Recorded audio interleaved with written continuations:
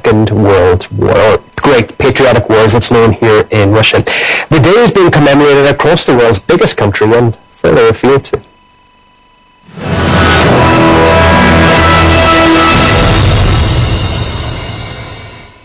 All eyes on Tuesday morning were on Red Square in Moscow, where Russia's main military parade took place. After an inspection of the troops, Russian President Vladimir Putin addressed the guests, the country, and the world in a speech to commemorate the day.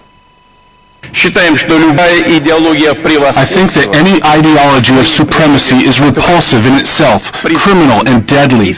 However, the Western globalist elites still talk about their exclusivity. They provoke conflict. They provoke bloody conflict and coups. They sow seeds of hatred, Russophobia, and aggressive nationalism. They destroy traditional family values that make humans humans. They do all this to continue dictating and enforcing their will upon nations, their rules, which is essentially a system of pillage. These are the people serving Russia that Vladimir Putin spoke about in his speech, that Russia will never forget, that will always honor. He mentioned the fact that the heroes of the War of 1812, also known as the Patriotic War in Russia, the heroes of the Great Patriotic War from 1941 to 1945, and the heroes of the Special Military Operation will always be remembered in the hearts and minds of Russians. Today, civilization again is at its turning point. A war is once again being waged against our motherland. The Ukrainian people became hostages of a coup d'etat of the criminal regime and its Western supervisors. They became pawns in their cruel plans. To us in Russia, the memory of those who defended our motherland is sacred. We keep it in our hearts. We are proud of the participants of Special Military Operation, all those who fight on the battle lines, those who supply the front, and those who save the wounded. There is nothing more important than your combat work today. Of course, one of the objectives of the Special Military Operation in Ukraine is denazification of Ukraine, the disarmament and the disbanding of these armed neo-Nazi groups like the Azov Battalion. That one has actually been integrated into the regular Ukrainian military, as have others, along with very many others that are fighting but may have not been integrated into the Ukrainian military. This is one of the main goals of the Russian military operation in Ukraine, just as their forefathers fought in the 1940s to rid Europe of the Nazis, of the original Nazis that, of course, caused so much death and destruction within the territories not only of the Soviet Union, but throughout all of Europe and in other places as well. So that's what this day is meant to do. It's meant to commemorate the people who gave their lives in this struggle, to glorify the men and women who are risking their lives today also to fight fascism. And as you can see behind me, that's exactly who are on parade today. We've got a lot of different branches of the military represented here today, from the naval infantry of Russia's armed forces to the paratroopers of the military, to the ground army forces, as well as, like was mentioned by the announcer on Red Square, 530 veterans of the current military operation in Ukraine. So all of these areas of the Russian military are being represented today to commemorate this very, very important day on the Russian calendar. $1 a quarter. Well, as mentioned, military parades have, of course, been taking place in other Russian cities as well, marking the surrender of Nazi Germany in 1945. The festivities, when they kicked off in Russia's far east city of Vladivostok, which is 7 hours ahead of the capital, the ceremony there saw a traditional military personnel march, as well as a display of fighting vehicles from years gone by, right up to the current day. A time-honored tradition of a minute's silence for the 27 million Soviet people who died in the war was also observed. Another region celebrating, commemorating, marking the day is the Lugansk Republic. That is where we speak live to RT correspondent Murat Gazdiev. Murat, afternoon. Donbass for almost a decade has seen unimaginable violence and death. So today's commemoration, where you are, is being felt particularly, I would say.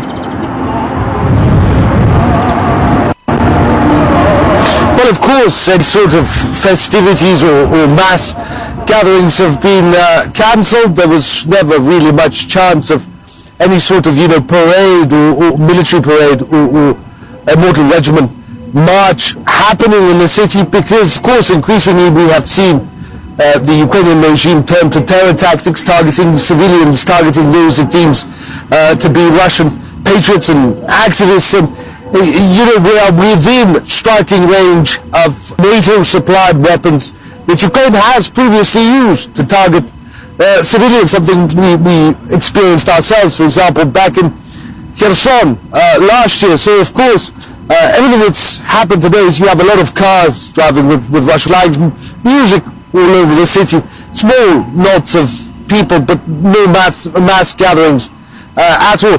Veterans, survivors, and there are precious few of them, of the Second World War, participants of the Great Patriotic War, as it is known in Russia, have been visited by the youth army, by youths who presented them with honors and again thanked them for their work, for their role in defeating Nazi Germany. But aside from that, nothing official there. There will be fireworks at around 10 o'clock here in Lugansk, but of course those will be muted. Everything is on the edge. There is an incredible amount of tension here because of the impending Ukrainian counteroffensive that is expected to take place any day now. There is huge movement of troops and material on the Ukrainian side. From what we understand, perhaps more than 200,000 Ukrainian troops have been gathered in order to try and break through Russian defenses. And this is something that Kiev has said could potentially turn the tide of the war. Of course, Russia has built huge and formidable emplacements, trenches, minefields, all sorts of defenses to make sure that any Ukrainian counteroffensive doesn't succeed. But again, because of that, because of this imminent, now I would say, Ukrainian counteroffensive, things here are much more muted. No one is taking any risks by placing a huge amount of civilians in a square somewhere, which would make them an easy target. And I gather that is exactly what is happening also in Donetsk, where my colleague Roman Kosarev is. A sense of celebration is everywhere here in the Donetsk Republic. However, it is done mostly privately, just like it was done last year. Local authorities decided to do without any mass celebrations here due to security concerns. Right now, I'm in the central square of Donetsk. Usually, this place is full of people. It's full of celebratory events on 9th of May. But right now, as you can see, it's mostly empty. I have seen people in military uniforms coming here, taking pictures. You can see local authorities have dressed up the local square. I can see a lot of cars passing by with victory flags, with Russian flags and Donetsk Republic flags as well. A lot of people wearing medals, a lot of people wearing St. George ribbons as well. However, several locations here in Donetsk are mostly deserted at the moment, and once again this is due to security concerns because the city of Donetsk is under constant shelling by Ukrainian nationalists. Over the last 24 hours, at least 3 civilians have been wounded, and more than 20 private houses have been destroyed. On the eve of the 9th of May, we've been hearing the work of air missile defense, and just shortly before the parade, those sounds were heard as well. However, the people are celebrating. Everybody is congratulating each other on this day. However, the local authorities once again, for the second year in a row, made the right decision not to create mass gatherings of people so as to not give Ukrainians a chance to spoil this holiday, if you will. Well, another news line surrounding the day, Romania's Prime Minister says he wants to move the commemoration of the end of the Second World War in Europe to May 8th in his country, to mark it in line with Bucharest's Western partners. To reflect the true symbolism of Nazi Germany's surrender, I am initiating steps to recognize May 8th as an official date for celebration in Romania, along with our transatlantic partners. Well, that as Ukraine announced earlier that it was swapping out May 9th commemorations of victory over Nazi Germany with the EU's Europe Day festivities instead. Kiev will celebrate Victory Day again a day earlier in line with Western countries. Moscow slammed the move, calling it a betrayal of the nation's Soviet forefathers. Саме 8 травня велич. We are returning the honest history to our state without ideological overtones. It's on May 8th that most nations of the world remember the greatness of the victory over the Nazis. We will never forget the contribution of the Ukrainian people to the victory over Nazism, and we will not allow lies as if the victory in that war could have taken place without the participation of any country or nation. What could be worse than an enemy? Traitor. Here's Zelensky, a new incarnation of Judas in the 21st century. Canceling the May 9th Victory Day, he once and for all has betrayed his ancestors, those who fought in the ranks of the Red Army, those who suffered and were tortured in concentration camps, and those who worked for the victory behind the lines. One victory for all. Fascist collaborator 80 years later. Just to point out, President Zelensky also backed the dismantling of memorials to Soviet soldiers who died, or of course were killed, liberating Ukraine from German forces. The Kiev government has also been tearing down monuments of writers and politicians with links to Russia. And indeed, the Ukraine leader is the only one trying to rewrite Russia's place in the history books, as RT's Marina Kosareva takes us through. Holding military parades and honoring the millions who lost their lives to defeat Nazi Germany is sacred in Russia, as nearly every household was affected. But for years, the West has been criticizing Russia during its commemoration of the tragic events and focusing on anything but what the Soviets actually achieved.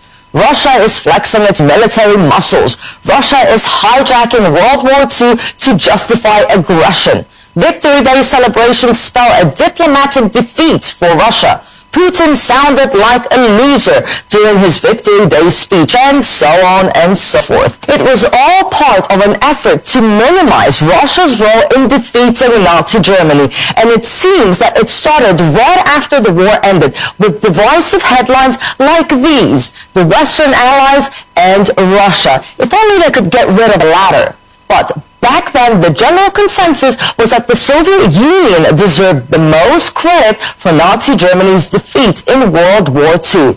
Well, fast forward several decades, and it's a different picture now. It started by trying to convince members of the former Soviet bloc that the USSR were not liberators, but occupiers. In recent years, they launched the campaign to equate communism to Nazism and Stalin to Hitler, and it proved successful in countries like Poland and the Czech Republic. After the fall of the USSR, they did the same with a number of former Soviet republics.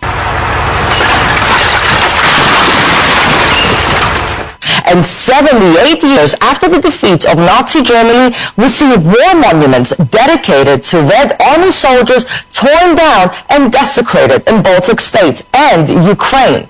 Well, Kiev has just cancelled 9th of May as Victory Day altogether.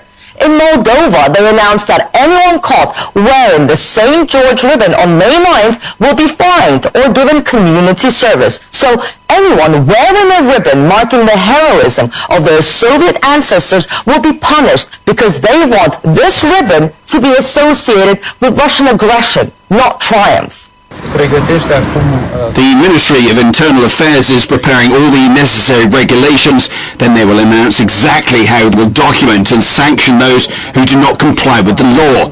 I want to note that the decision of the Constitutional Court contradicts and does not change anything compared to May the 9th last year.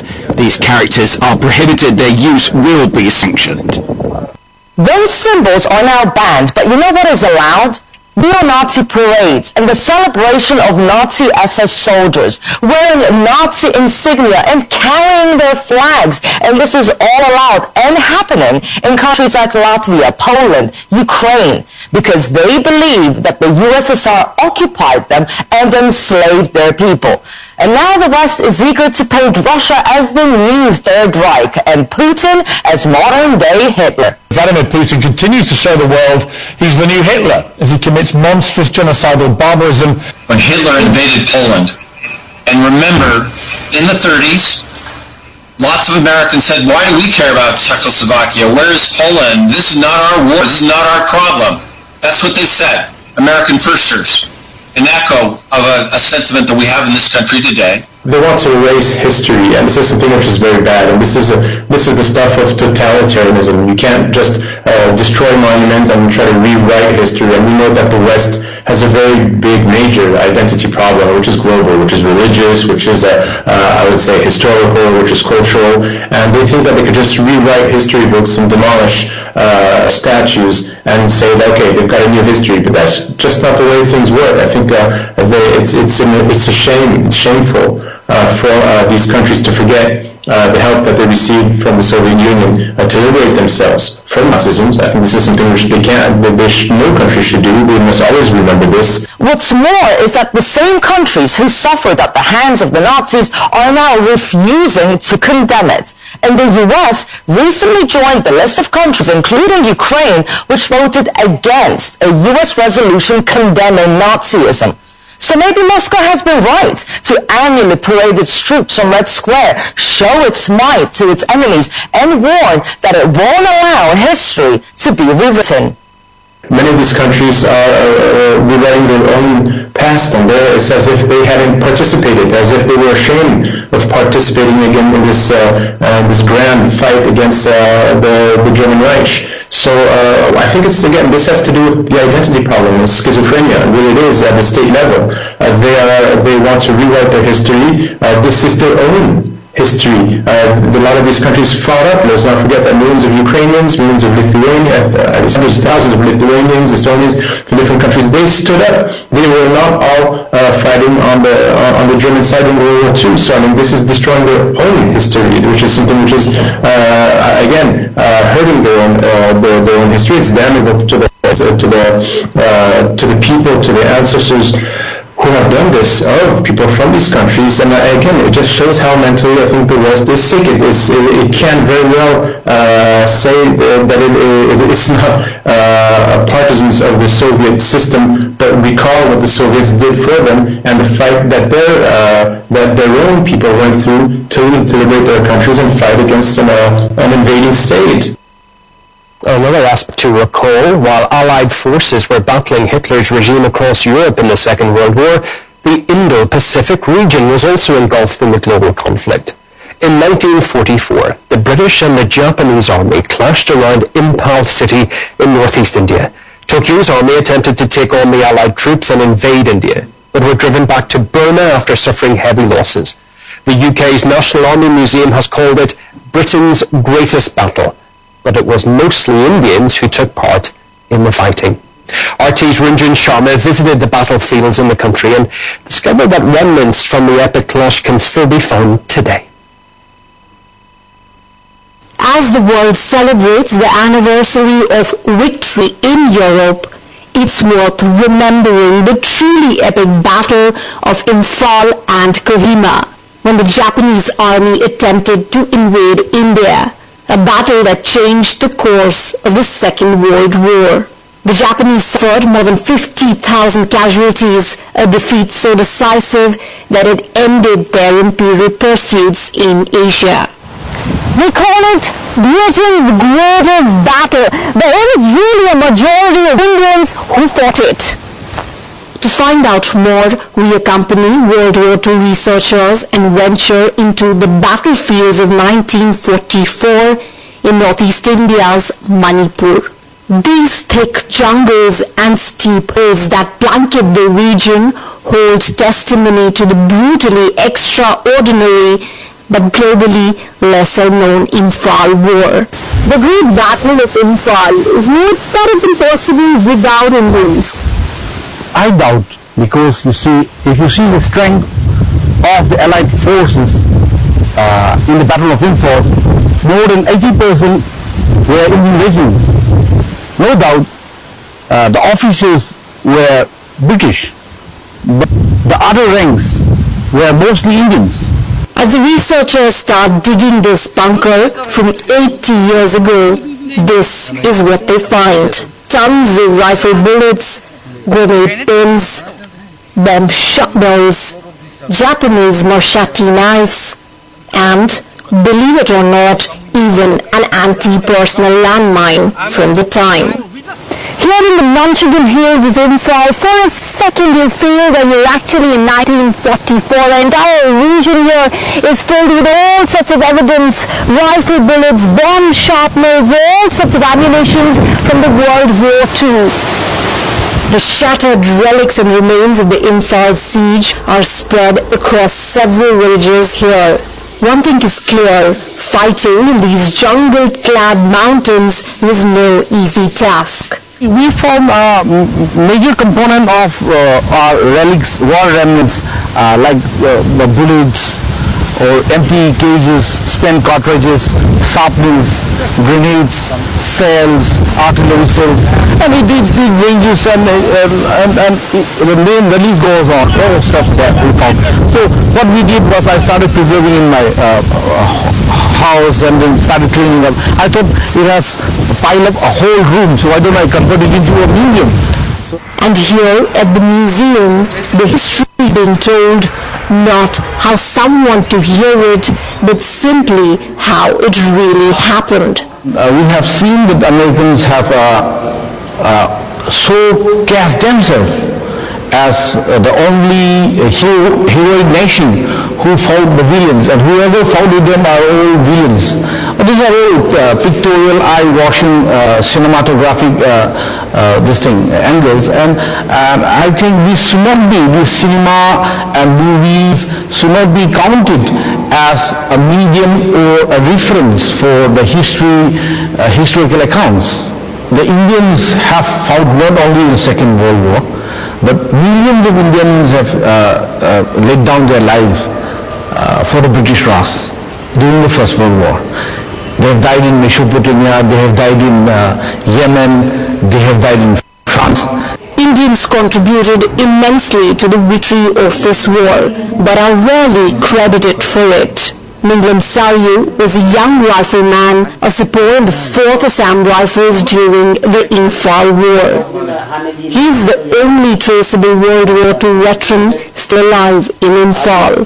At 98, he is hard of hearing, so we have to speak loudly, very loudly in his ear. And his two sons help us. He keeps repeating one thing: no one should support or fund a war.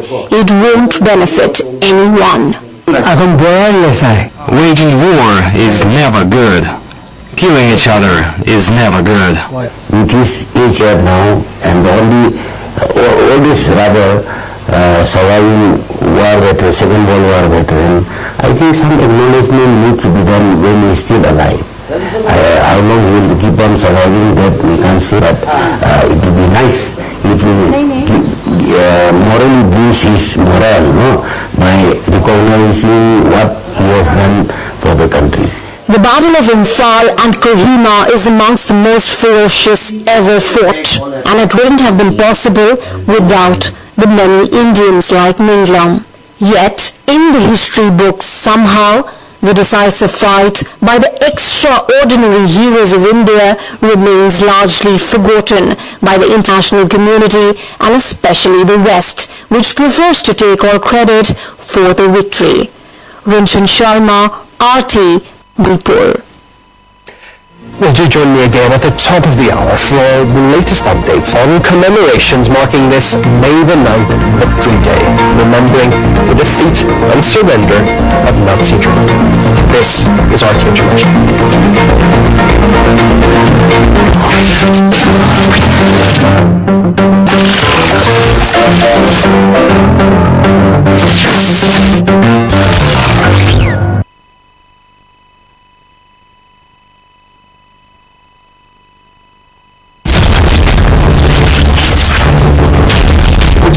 very, very precarious moment in human history.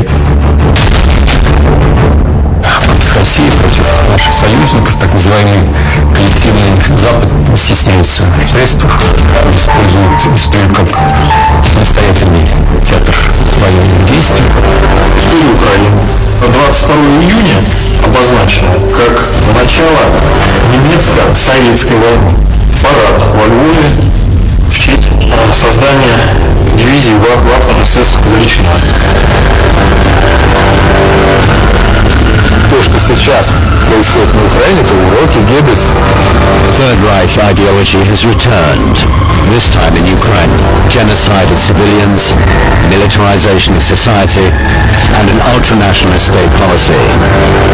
Decades later, history is repeating itself.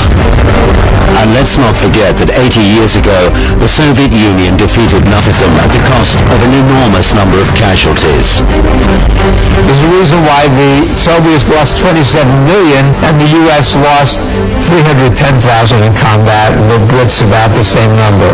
The Soviets were doing most of the fighting and most of the dying.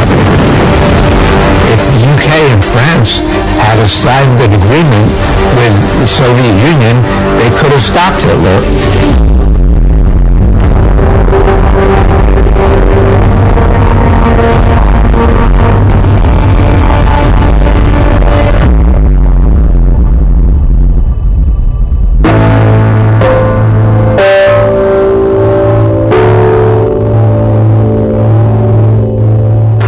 Уже целый батальон, наверное, лежит. Жалко, что совсем немногих удалось установить, вернуть им имена. О каждом могу рассказывать, потому что многих поднимал лично. Серебджани, его родственников так и не нашли в Ферганской долине. А Саровайского Якова Александровича нашли вообще вот недалеко курган, и он там лежал. Вот все-таки 80 лет прошло, и до сих пор буквально у нас под ногами лежат десятки и сотни тех, кому мы обязаны и жизнью, и тем, что мы существуем. И вот то, что вот мы здесь их хороним под этими, да, красивыми мраморными плитами, это все-таки то малое, что мы можем сделать. А сколько еще неизвестных совершенно. Вот 3 опознанных и 50 безымянных воинов. И каждого из них ведь ждут дома, у каждого есть семья.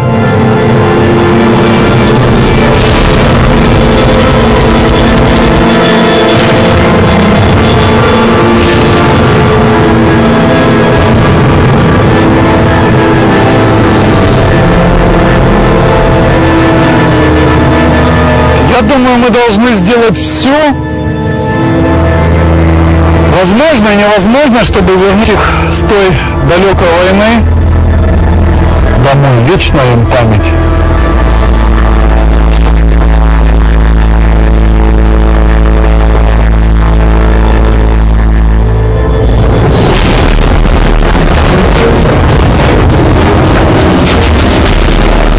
Today, at 4 a.m., without any demands, with no declaration of war, German troops attacked our country, attacked our borders, and bombed our cities. Zhytomyr, Kiev, Sevastopol, Kaunas, and several others. 27 миллионов человек, потери же были колоссальные. Демографы посчитали, больше 20 тысяч человек в день гибло в годы Великой Отечественной войны.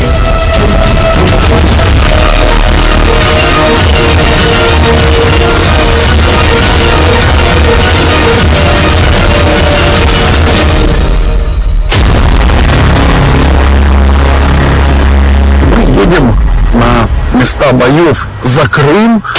Там происходили одни из самых кровавых сражений. От полков зачастую оставалось по 10-15 человек, которые пытались штурмовать вот эти вот высоты. И тут поля вот все усеяны, конечно, костями, усеяны теми людьми, которые вот до сих пор ждут своего возвращения с войны. Те бойцы, которые лежат в воронках, вот здесь в окопах, вот они до сих пор на войне. Находишь вот он с винтовкой, до сих пор как будто идет в атаку, до сих пор сражается за нашу землю. Началом специальной военной операции наша работа продолжилась. Те территории Запорожья, Херсонской, Донецкой области, Луганской, они обильно политы кровью.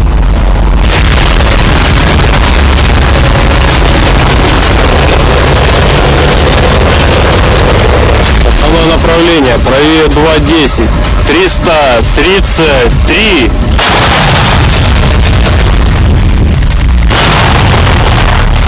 Ходим влево в район. РВД! Сейчас места боев проходят ровно на тех же позициях, на тех же местах, что и во время Великой Отечественной войны. И окопы зачастую проходят вот как раз по тем окопам, где сражались наши деды, наши прадеды.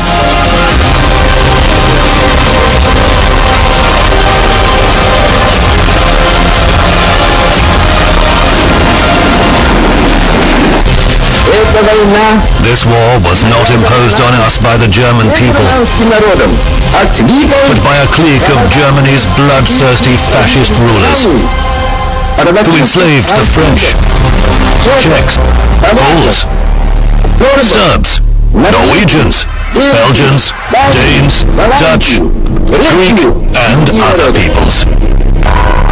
For the Soviet Union, the war began on June the 22nd, 1941. By that time, Hitler had already conquered Europe. The British and the French were really wanting to do everything they could to avert a war. And it's understandable. Nobody wants a war. France had lost 50% of its young men between the ages of 15 and 40 in World War I. The last thing they wanted was another major European war. The Brits were no more eager for a war than the French were. This morning, I had another talk with Herr Hitler. Only this time, he has told me that it is his intention to come halfway to meet me. Hitler deliberately violated the treaty signed after World War I. He began rearming and building up the German Navy. In March 1938, he annexed Austria.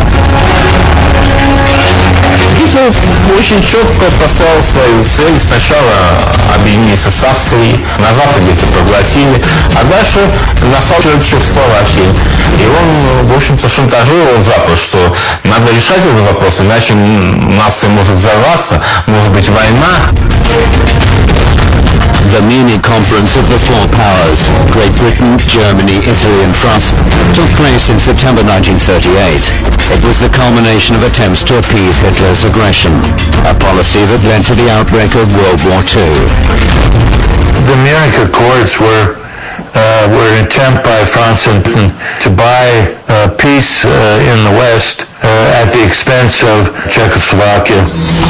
At the Munich conference, Hitler was given the green light to occupy the Sudetenland, a region of Czechoslovakia inhabited mainly by Germans. The document was signed by Hitler, Mussolini, Chamberlain and Daladier. For Czechoslovakia, the deal meant that 1/5 of its territory, 1/4 of its population and half its heavy industry were taken. A conservative government in London and the center-right government in France reckoned that they could buy comfort for themselves, they could buy peace for themselves if they sold the independence of Czechoslovakia to the Germans. Гитлер через 2 недели после заключения Мюнхенского соглашения он приказал своим военным готовиться к оккупации всей Чехословакии. То есть он уже был готов нарушить это Мюнхенское соглашение. In the case of the Munich Agreement, Western powers weren't resolute, of course, in drawing a line in the sand with Hitler. at the Sudetenland. And in the case of the Minsk Accords, the West, it seems, wasn't serious in compelling Ukraine to give the Donbass region meaningful autonomy. We know that in the Minsk agreements, Hollande and Merkel had no real intention of carrying them out.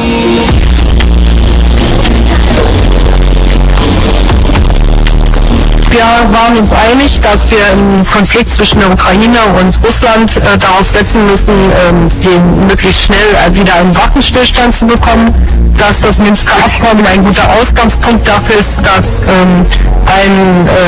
ein stabiler Zustand wieder erreicht werden kann, bei dem die territoriale Integrität der Ukraine gesichert ist. They simply wanted to buy time. They wanted to buy time so that it could reinforce and strengthen and train and arm the Ukrainians. So in some ways, Russia and Putin were deceived and naive in going along. You could say that in the Munich agreement, Vladimir and Chamberlain were naive and deceived. Wir wollen nur den Frieden. Wir haben den Krieg kennengelernt. Wir wollen den Völkern um uns gerne die Hand geben. Wollen mit ihnen zusammenarbeiten. Wir haben keine Feindschaft gegen sie. Empfinden keinen Hass gegen sie. Вопрос в том, что все говорят о мире, о готовится к войне. Если вы возьмете документы, допустим, нацистские 33, 34, 35 года, Гитлер больше всех говорил о мире. Это был человек, который хочет мира, но он просит помочь ему. Ну, аналогии всегда возникают. Например, когда Владимир Зеленский пришел к власти на Украине, всем казалось, что будет какое-то новое время, новая эпоха, новый, молодой, веселый человек. К сожалению, сейчас совсем не весело. И я сомневаюсь, что на Украине многим сейчас весело.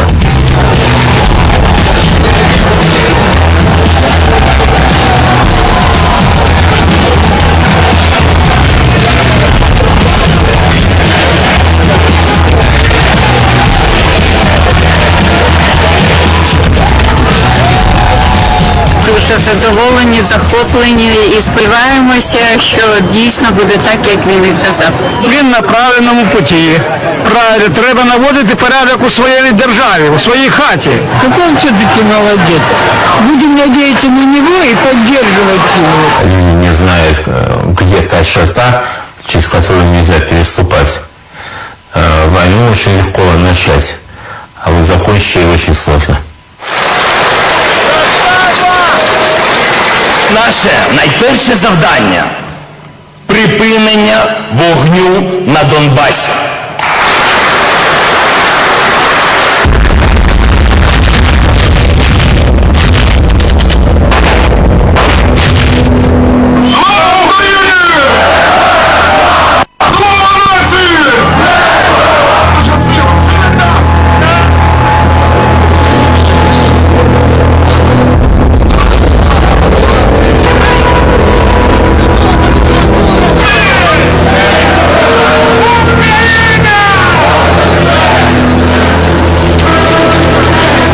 Сил нет. Ой, сколько нашей жизни тут осталось. Сколько тут осталось нашей жизни. И дай хоть бы покой дожить. Уже сил нет, уже честное слово. До 6-й год тут теперь.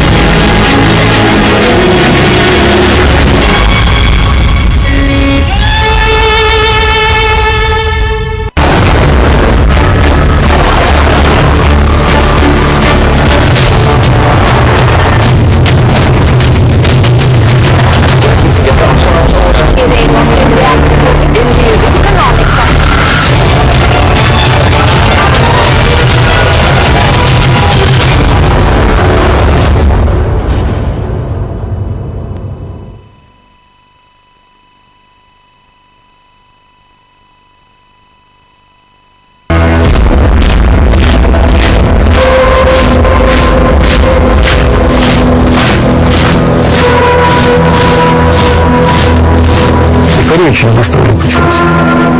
Связано с надеждами на Зеленского, как на политика, который способен что-то радикально изменить к лучшему. А когда он стал президентом, было понятно, что тут же моментально превратился в политика, и сразу стало понятно, что это политик абсолютно зависимый.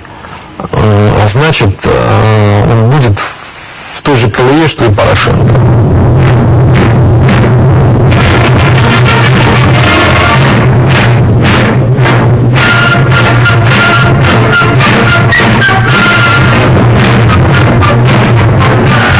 Гитлера звали барабанщиком, потому что вот он тут настраивал людей. Идеология нацизма, она именно барабанного типа. Повторы, рефрены и удары.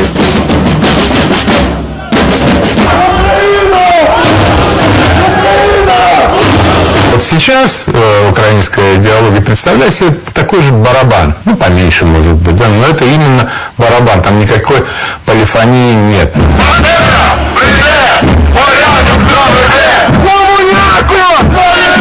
Эта система очень жгучая. Если мозг человека уже взят и умелыми действиями манипуляций, можно его поддерживать сколько угодно долго. With Zelensky's accession to power, the country has become a military dictatorship. The current Ukrainian president has continued the work of war president Pyotr Poroshenko. Вони звинувачують мене, що я, як Верховний Головнокомандувач, в червні 14-го віддав наказ на контрнаступ Збройних сил України, звільнивши 2/3 окупованого Донбасу. Пишіть, я визнаю цю провину. Більше того, я пишаюся їм.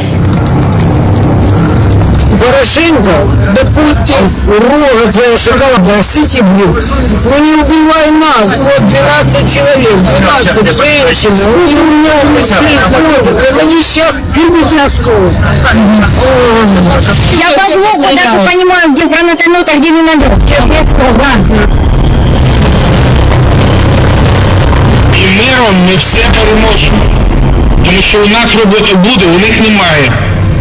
У нас пенсії будуть, у них немає.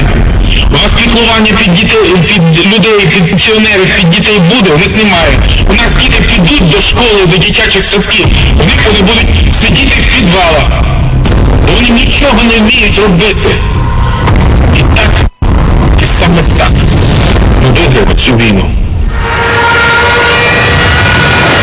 The sudden invasion of the USSR by German armed forces in the summer of 1941 bore fruit.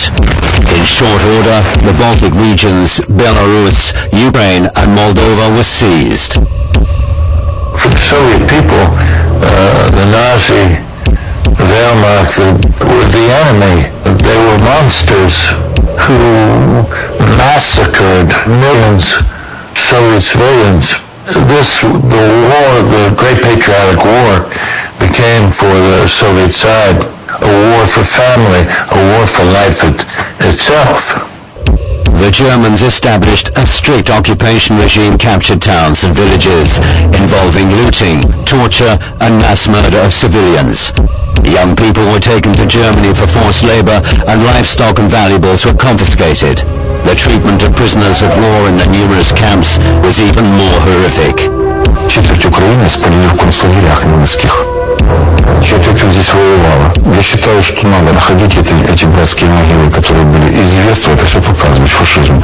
Потому что начало затихать, и мы получили новую вспышку фашизма здесь на Украине. Здесь говорят, не было такого, ну как не было, посмотрите, каски с рунами, на знаменах хоронах, факельное шествие, к чему это привело? К массовому уничтожению людей, к бойне опять кровопролитной. Потому что я считаю, что не надо забывать. In 2014, after the Russian-speaking population of Ukraine refused to recognize the Maidan coup d'etat, Kyiv labeled dissenters separatists. Tough measures were taken against those unhappy with the new policy. A so-called anti-terrorist operation was announced in southeast Ukraine. And following hostilities, an economic blockade was introduced against the residents of Donbass.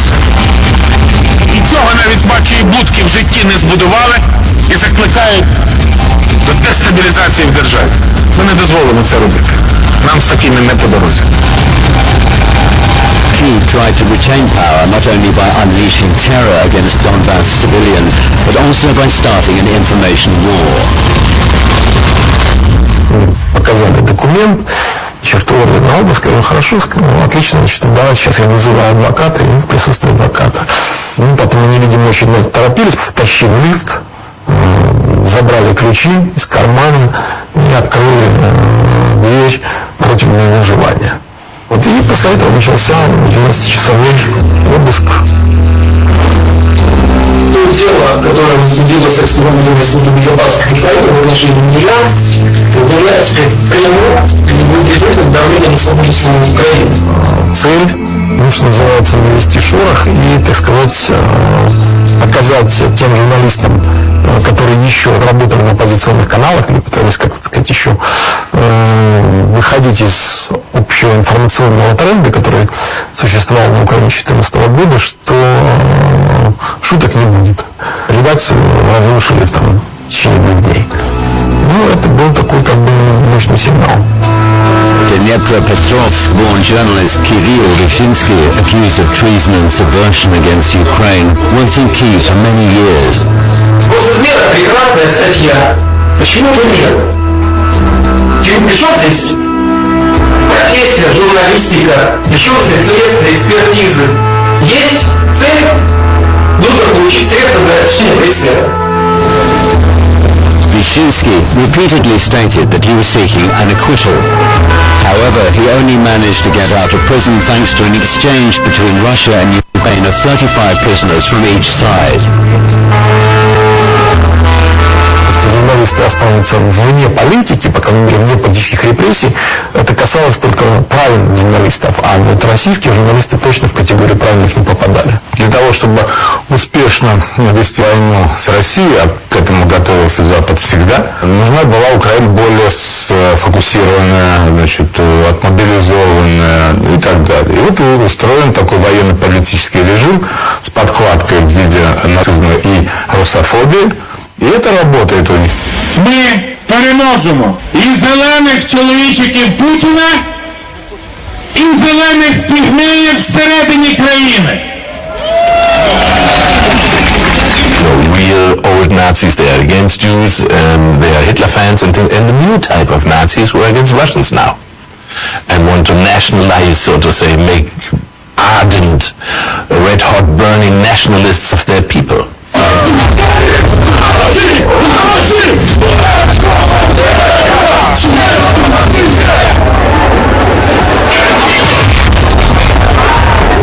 Гитлер не скрывал задачу превратить в рабов все население всех восточных славян, ну, естественно, евреев, цыган просто уничтожить, а Россия и вся территория Советского Союза будет неисчерпаемым источником сырья, там, рабочей силы и так далее для Германии. Это была абсолютно захватническая идея.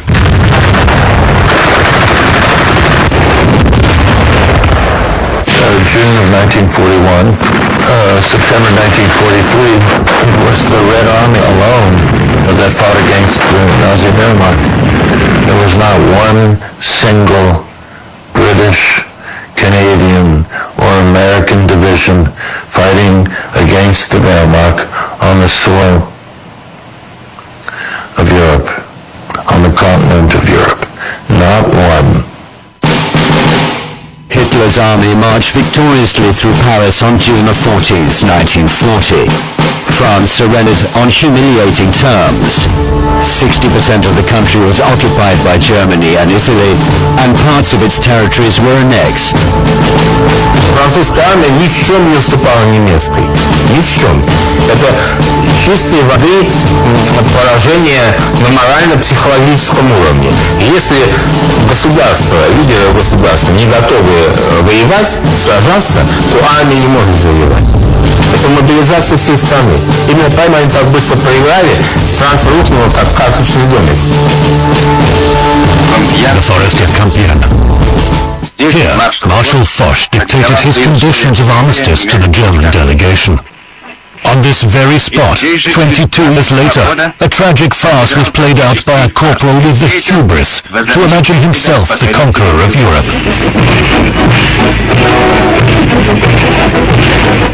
Hitler stated his armistice conditions to a representative of the capitulating government. The man ready and willing to fight to the end was General Charles de Gaulle. After Paris fell and a puppet government was installed in France, de Gaulle flew to London, where he made a radio address calling on his countrymen and women to resist. General de Gaulle said, "We lost the Battle of France, but we still have a vast empire. Our fleet is intact, and we possess large sums in gold. Honor, common sense, and the interests of the country require that all free Frenchmen, wherever they be, should continue the fight as best they may." While in London, de Gaulle created the Free France Patriotic Movement. The Vichy government, controlled by the Germans, accused him of high treason and sentenced him to death in absentia. From 1940 to 1943, some 70,000 Frenchmen united by de Gaulle fought against German and Italian troops in the Middle East and Africa. Although the UK and US recognized Charles de Gaulle as the head of the Free French, they occasionally reminded him that he was not a full-fledged ally. De Голль отчасти был как заноза для англичан. Они его как бы не видели, что он не совсем свой, у него всегда своя позиция, и он эту позицию всегда как бы проявлял. Et pour mon grand-père, l'alliance avec la Russie a toujours été considérée comme essentielle, c'est-à-dire que les Russes étaient l'allié de revers indispensable dans la Deuxième Guerre mondiale et notamment dans la lutte contre l'Allemagne nazie. Сталин его поддерживал. Для него Франция это была такая сила, баланс в Европе. Et il a décidé dès 1941 de prendre contact avec la Russie soviétique et avec Staline et de créer cette fameuse escadrille Normandie-Niemen. An aviation group was formed from the best pilots of the Free France movement. It soon became a squadron and was named after the French province that suffered the most during the German occupation. Il fallait prendre des pilotes et des ressources qui étaient en diminution. Les effectifs de la France libre de l'époque étaient déjà très réduits. Ça a été à l'origine de la reconnaissance de la France libre par Staline et à l'origine des relations avec Staline. Having completed training at the Ivanovo airfield in 1943, the pilots of the French squadron received a long-awaited trial by fire on the Eastern Front. On the battlefields of Oriol region near Kursk and Belgorod, an unprecedented battle is underway, where the enemy's best divisions are being mowed down. Pilots with the First Normandy Squadron are also taking part in the battle. In cooperation with Soviet pilots, they are taking down the enemy in the air. Their action is revenge for their dear Normandy, for their beloved Paris, for the honor of France.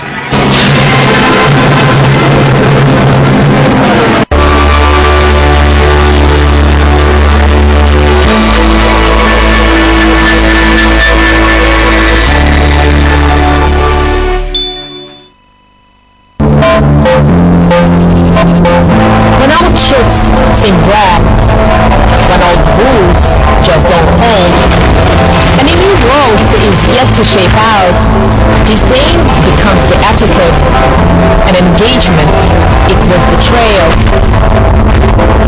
When so many find themselves worlds apart, we choose to look for common ground.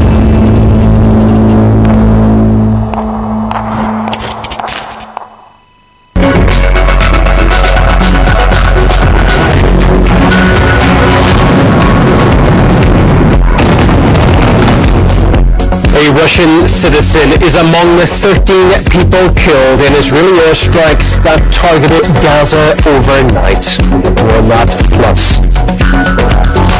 Ничего сильнее. There is nothing stronger and more reliable than our unity. There is no force stronger in the world than our love for the motherland. To Russia, to our armed forces, to victory. Hurrah! Russian President Vladimir Putin addresses the country and the world in a speech during Moscow's Victory Day parade, commemorating the defeat of Nazi Germany. And we call it Britain's greatest battle. There is really a majority of Indians who fought it. While Hitler's regime was being repelled in Europe, India suffered heavy losses during fierce fighting in the Indo-Pacific region. We take a closer look at the crucial Battle of Impal in 1944.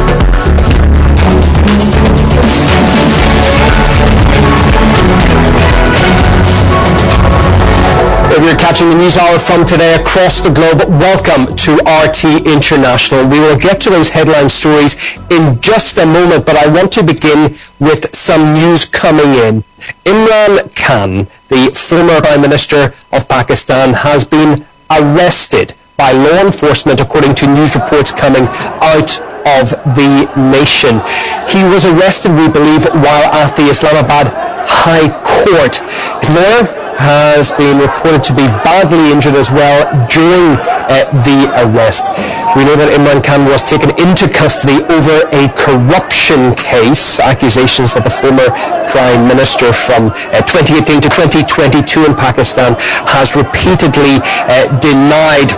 Also a line coming out of a former top official of the party saying that the lawyers in question, quote, were subject to torture. It comes just days as well after Imran Khan had criticised the Prime Minister and Foreign Minister for taking, quote, excessive trips out of the country while the nation was in, as he calls it, crisis. So this is a story really closely following from Pakistan. The arrest by Pakistani Rangers of former Prime Minister Imran Khan. A Russian citizen is among the 13 people killed in Gaza in airstrikes carried out by Israel. The Russian ambassador to Israel has expressed his condolences and called for an end to the disproportionate use of force. We call for an end to all unilateral violent actions, including the creation of irreversible realities on the ground and the disproportionate use of force by anyone, resulting in casualties among innocent Palestinians and Israelis. There can be no justification for such actions, no matter what goals they are motivated by. Earlier on Tuesday, Israel has launched a large-scale operation in Gaza. It's called Shield and Arrow. 40 helicopters and jets are taking part in the attack. The IDF says the main target is Islamic Jihad, Palestinian militant group based in Gaza, responsible for firing more than 100 rockets on Israel's southern communities earlier this month. Reportedly, Prime Minister Benjamin Netanyahu has approved this operation last Friday. According to what we know so far, the IDF has eliminated 3 top military commanders of the Palestinian Islamic Jihad, those responsible for northern regions, Al-Quds Brigade, which is the armed wing of the PIJ, the second largest militant group in Gaza after Hamas, and the one in charge of directing operations in Nablus. Civilian casualties have also been reported. We hear from the Palestinian Health Ministry that 10 civilians have been killed so far, including women and children, and 20 others at least have been wounded. The head of the Russian representative office in Ramallah confirms the death of a Russian citizen in the Israeli operation in Gaza. 53-year-old Jamal Abu Hasfan was killed in his house at dawn. Jamal's 2 little daughters, both citizens of Russia as well, they were sleeping at the time of the attack in the same house. They survived and left orphans. We received a video showing one of the girls shortly after the attack, totally in shock. The Palestinian Islamic Jihad has already promised to revenge, and we also heard from Hamas just recently that all forces will be united to give a large-scale response to Israel. Israel is getting ready for the worst-case scenario, which would be the attack on the country's major cities. Iron Dome air defense system has been activated all throughout the country. Reservists have been called out, and Prime Minister Benjamin Netanyahu is expected to convene a security meeting later today to assess the situation. In the south, there were already several preparations. We hear that the main roads have been blocked, beaches have been sealed, public and and municipal shelters have been opened. No school people are encouraged to work from home. Gatherings are also not allowed. No trains running until further notice, and Home Command is preparing to evacuate people from the southern regions of Israel to a safer place across the country. Palestinian sources say that the operation is set to continue for 3 days, but we hear from the idea that its targets have already been hit and its goals have already been achieved, so now it all depends on the reaction from Gaza. Also, the IDF has been intensifying its military raids all throughout the occupied West Bank, and earlier on Tuesday the army entered the Palestinian city of Nablus. The main goal of that operation was countering terrorism. This is what we heard from the IDF spokesperson. We hear that there were several arrests during this operation and guns seized. Well, let's get the take live now of independent journalist and political analyst Robert Inlakesh. Robert, good to have you on the program.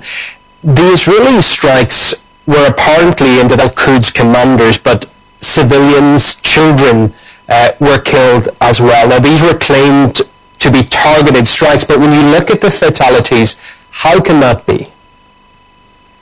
Well, this is because they targeted them in their homes with their families at night whilst they were sleeping just past 2 o'clock in the morning.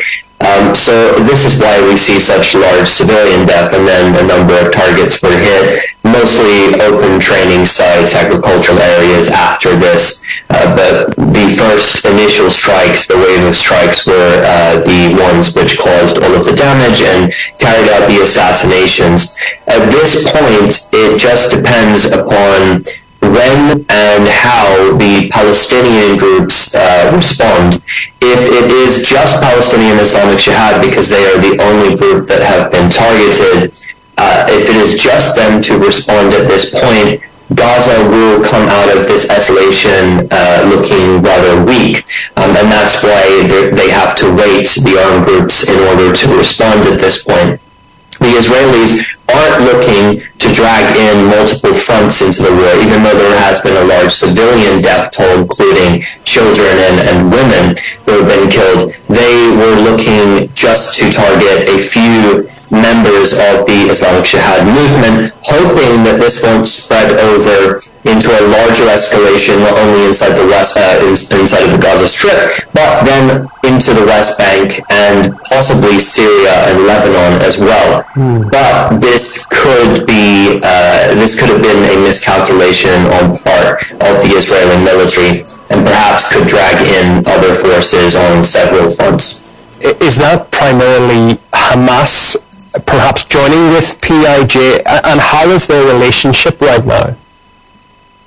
The relationship is pretty much as it has been over the past few years, one of collaboration, cooperation, and there has been little to no tensions between the two.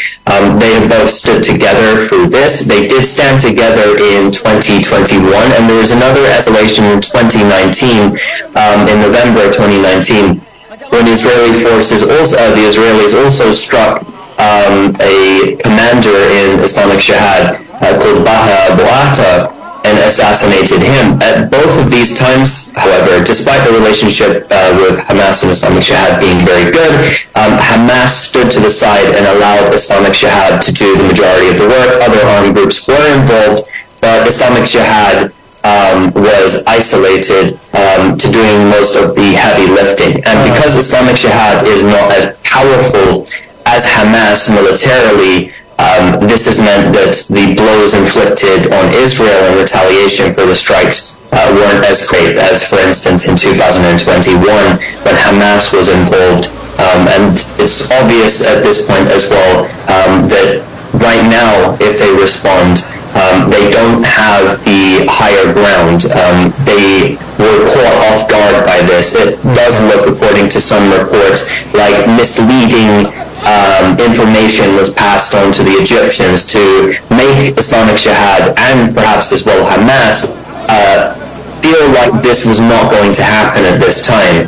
So they were caught off guard, and they now need to implement a plan which will not just get more people killed in the Gaza Strip, because Israel doesn't care, especially when targeting the Islamic Jihad movement, with killing civilians. We know that there had been the strategy. We know that there had been an uptick, Nablus as well, in recent days as well. Does this look like a concerted operation by Israel on multiple fronts to go after, as you say, unexpected Palestinian targets? Are you expecting more in the coming days? It's very possible if a response comes from the Gaza Strip in the form of rockets, and it does look like it's only the Palestinian Islamic Jihad movement that is firing them. It's very likely that the Israelis will go after other leaders inside the Islamic Jihad movement. Whether they kill them or not is another thing. However, it's well known that Islamic Jihad, its security isn't as great as Hamas, and there is a possibility that fighters will be killed. The question now is, does it extend to other fronts? And if it does, what does it have to hit? In Lebanon, it can't do anything there for fear of upsetting Hezbollah. In the West Bank, it can carry out assassinations, but at the end of the day, this is going to be limited, and this front is not one that is very dangerous.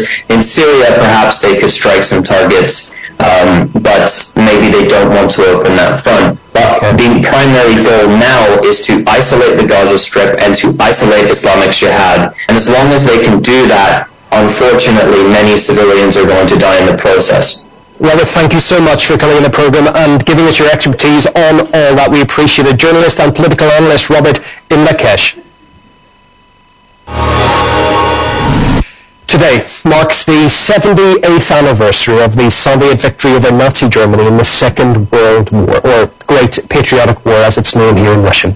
The day is being commemorated across the world's biggest country and further afield too.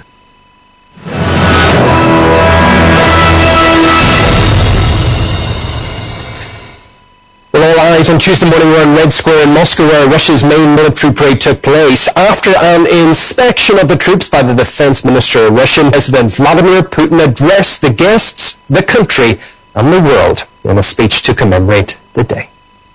I think that any ideology of supremacy is repulsive in itself, criminal and deadly. However, the Western globalist elites still talk about their exclusivity. They provoke conflict. They provoke bloody conflict and coups. They sow seeds of hatred, Russophobia, and aggressive nationalism. They destroy traditional family values that make humans humans. They do all this to continue dictating and enforcing their will upon nations. Their rules, which is essentially a system of pillage. These are the people serving Russia that Vladimir Putin spoke about in his speech, that Russia will never forget, that will always honor. He mentioned the fact that the heroes of the War of 1812, also known as the Patriotic War in Russia, the heroes of the Great Patriotic War from 1941 to 1945, and the heroes of the Special Military Operation will always be remembered in the hearts and minds of Russians. Today, civilization again is at its turning point. A war is once again being waged against our motherland. The Ukrainian people became hostages of a coup d'etat of the criminal regime and its Western supervisors. They became pawns in their cruel plans. To us in Russia, the memory of those who defended our motherland is sacred. We keep it in our hearts. We are proud of the participants of the special military operation. All those who fight on the battle lines, those who supply the front, and those who save the wounded. There is nothing more important than your combat work today. Of course, one of the objectives of the special military operation in Ukraine is denazification of Ukraine, the disarmament and the disbanding of these armed neo-Nazi groups like the Azov Battalion. That one has actually been integrated into the regular Ukrainian military, as have others, along with very many others that are fighting but may have not been integrated into the Ukrainian military. This is one of the main goals of the Russian military operation in Ukraine, just as their forefathers fought in the 1940s to rid Europe of the Nazis, of the original Nazis that, of course, caused so much death and destruction within the territories not only of the Soviet Union, but throughout all of Europe and in other places as well. So that's what this day is meant to do. It's meant to commemorate the people who gave their lives in this struggle, to glorify the men and women who are risking their lives today also to fight fascism. And as you can see behind me, that's exactly who are on parade today. We've got a lot of different branches of the military represented here today, from the naval infantry of Russia's armed forces to the paratroopers of the military, to the ground army forces, as well as, like was mentioned by the announcer on Red Square, 530 veterans of the current military operation in Ukraine. So all of these areas of the Russian military are being represented today to commemorate this very, very important day on the Russian calendar. Well, another of our correspondents, Che Bowes, was on duty in the centre of the capital too. He spoke to us at the starting point of the armoured column section of the parade as it began its trip to Red Square. I mean, the vast scale of today's parade, I like to think that in some way it reflects the vast scale of the suffering of the Soviet people and the huge sacrifices they made during the Great Patriotic War between 1941 and 1945. Many in the West would like to reverse engineer their importance into the defeat of the Nazis, the defeat of Nazi Germany. But it was certainly the Red Army and the men and women of the Red Army who inflicted the heaviest losses, leaving very little essentially for the Allies to do when they joined the war essentially later on in 1944 during the invasion of Normandy. And this, of course, is a human story. It's a story about ordinary individuals, families, workers, soldiers, engineers, people who left the factories of Russia and the Soviet republics, took up arms and bade farewell to their families, not knowing if they ever would return, and many of them didn't return. So today's about commemoration, it's about remembering that sacrifice, and it's also about ensuring that the ideology of Nazism is kept where it should be, which is firmly under the ground. Of course, Russia today faces so many challenges from what were partners and people that were believed to have the best interests at heart, but it's very important to remember that the ideology of Nazism and fascism, it still exists today. And I think we should also bear witness to that Russia intends to continue to commemorate its victory, and it intends to commemorate those that were lost, and it will continue to do so as we see these magnificent machines and vehicles roll past us today in a beautiful sunny day in Moscow. So I think we're now going to go talk to my fellow correspondent who's got probably the best job of the day, Igor Zhdanov, who I believe is actually getting a closer look at some of the hardware and the military machinery unit. In the first hours after dawn, this military convoy is heading towards the heart of the Russian capital, towards the Red Square. Dozens of vehicles have stretched along the avenues of Moscow, and we're traveling with the crew of this armored personnel carrier. They've been kind enough to let us share the ride with them. And, well, the main purpose of these APCs, well, they're the backbone, really, of any motorized infantry unit. They're used to swiftly bring reinforcements to the front line, into the thick of battle, and to provide infantry with cover using its main 30mm gun if need be.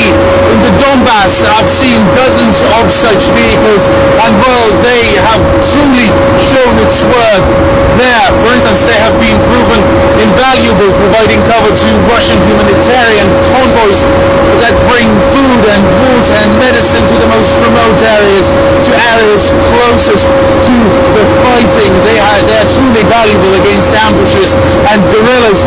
So these machines, they have earned their rightful place on the Red Square during one of the most solemn days in Russia, the 9th of May, Victory Day. And not sure Igor's too comfortable, but it is an impressive ride, isn't it? Talking of which, RT's Steve Sweeney, he got a rooftop view of the parade and was joined by independent journalist Mike Jones. They discussed why May 9th is so sacred to Russians. It is a hugely significant holiday. Recently polled 65% of the population viewed it as their most important holiday because so many of these families were touched by the sacrifice of these heroes in the Second World War to end Nazism and to bring freedom to these nations of the former Allies. Why is it so significant today? Because we're celebrating not only the defeat of fascism, defeat of Nazi Germany, but we're also saying that we should never let it take hold again. No, that's absolutely right. Russia remembers, whereas other countries are desecrating and destroying tombs and memorials to these heroes. Russia remembers very poignantly, and it's worth noting we're standing very close to where the Kremlin was struck recently by these fascists and Nazis. So this relevance carries forward today, and it's palpable, the pride, the resolve and the strength of the Russian people. Those servicemen and women here today and their families, because today's not just about the past, it's about the future as well.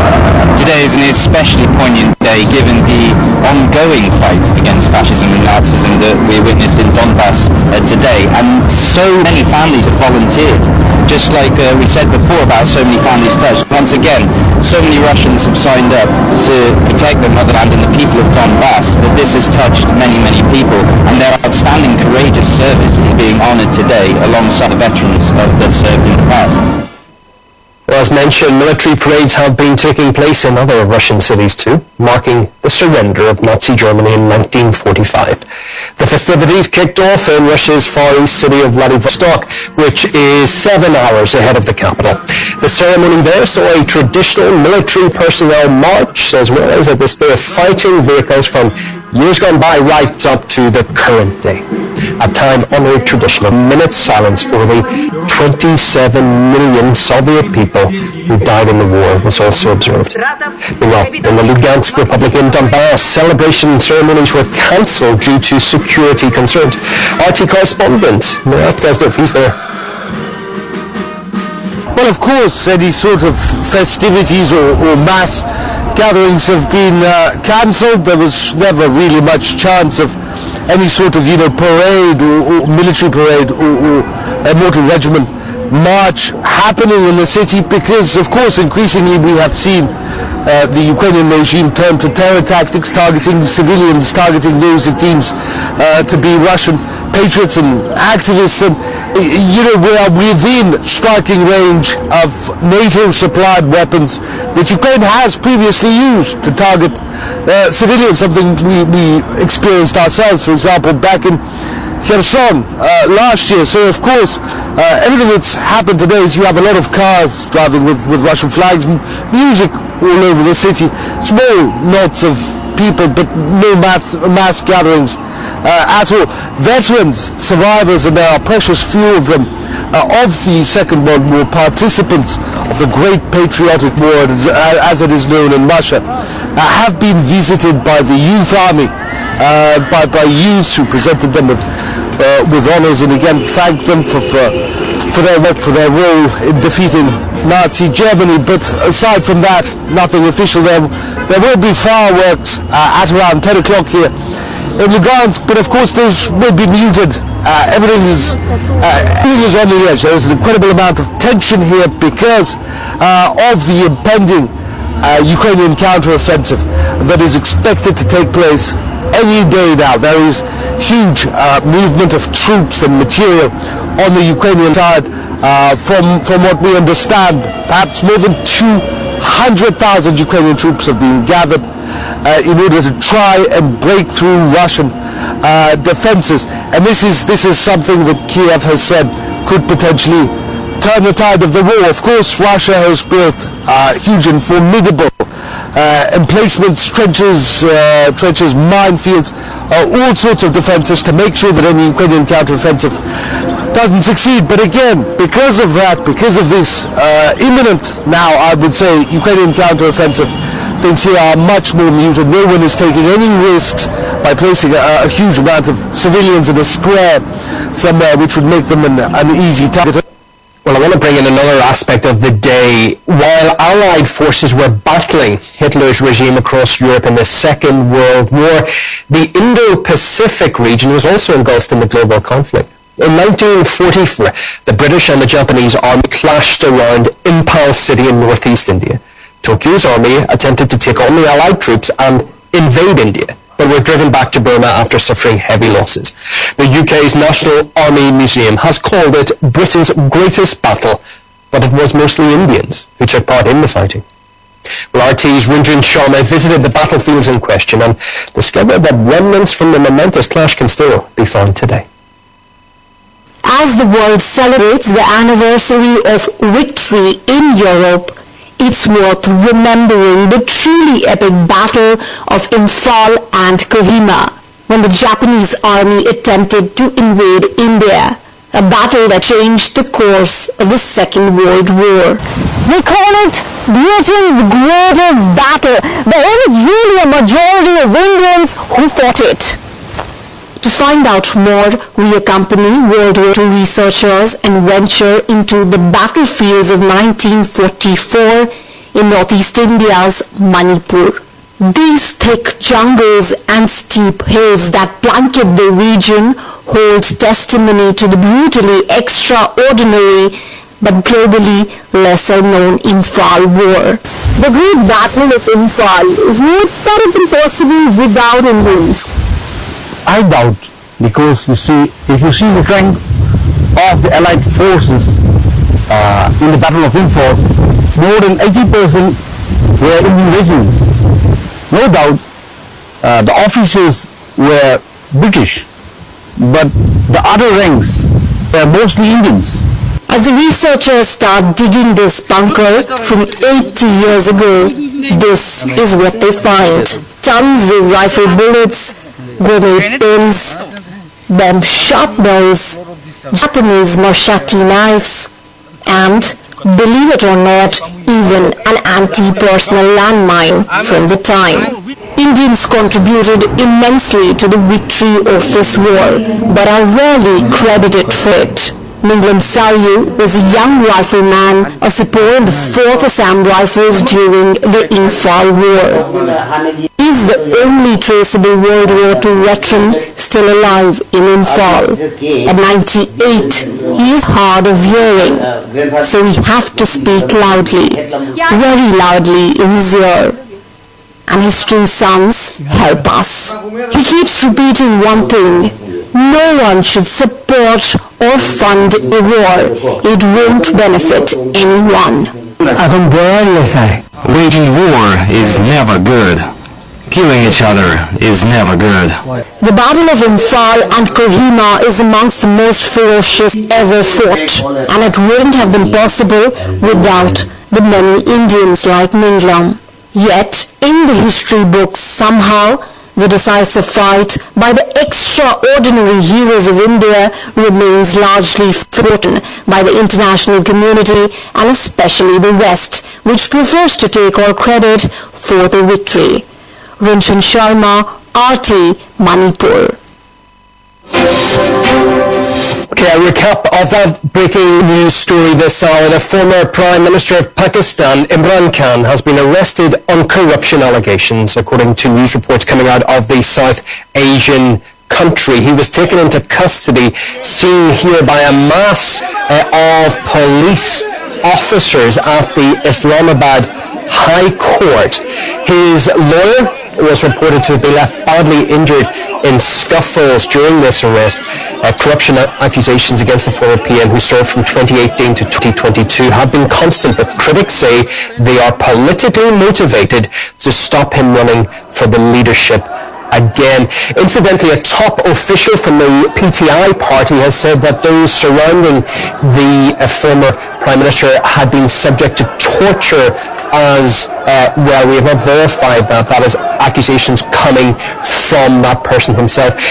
It also comes, just to point out, 2 days after Imran Khan criticised the current leader and also foreign minister for taking too many trips abroad, he said, during a time of crisis in the country.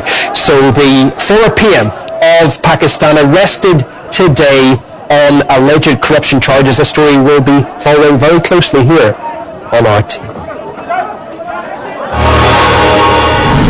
Well, that is our news for now. Indeed, stay with RT throughout the day for our continuing special coverage for our Victory Day 2023, marking the defeat by Soviet forces over Nazi Germany.